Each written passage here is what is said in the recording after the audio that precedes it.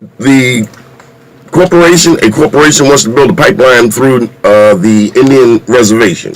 Right, through the treaty territory. So originally the pipeline was scheduled to be built through Bismarck, which is an all-white town about an hour away.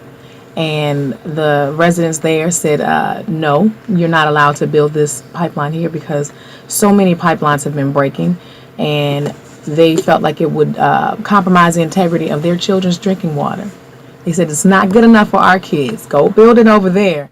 Put themselves in between the militia and the people. And at the time I left, there were about 10,000 people there. Heartbreaking. Wow. Heartbreaking. Yeah. You share indigenous blood with the peoples. I do. With peoples. I'm Choctaw from Mississippi. And my granddad's side is Creek on my mom's side. So I'm already kind of like tapped into things that happen, what they call in Indian country. But I really wanted all of my fan base, to be involved, to really understand that when it comes to water, that's not a race thing. That's everybody's issue, So, yeah, I thought it was just really important. I mean, I can't even really begin to express in words seeing that kind of solidarity between just humans saying like, nah, people over money, people over profit. Like today, it's going to have to be about the people over the profit.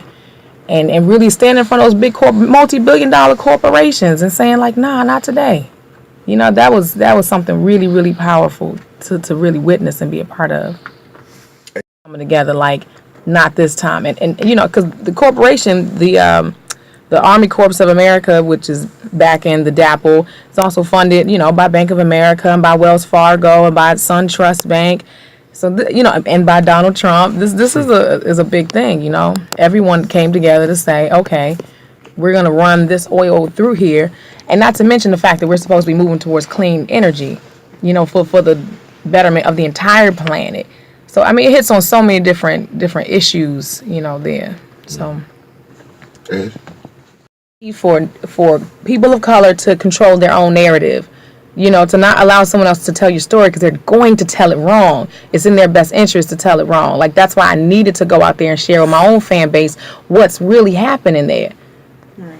And I think just listening to you and getting an understanding, people may not know who they're listening to. Right. And so I met you in this setting, but I also have seen you open up for comment, so this is not something that you have to do. This is not something that, you're doing this for popularity votes. No, not at all. You put your own, I'm assuming, business to the side to take care of this. No, now, like, the hashtag is growing. Let me hashtag stand.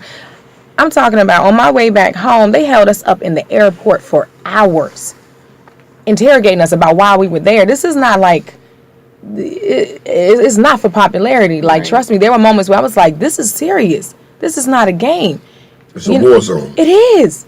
And their desire to oppress these people who've already been oppressed, and their story has not been told because the majority of the American population don't think that Indians exist anymore. You know what I'm saying?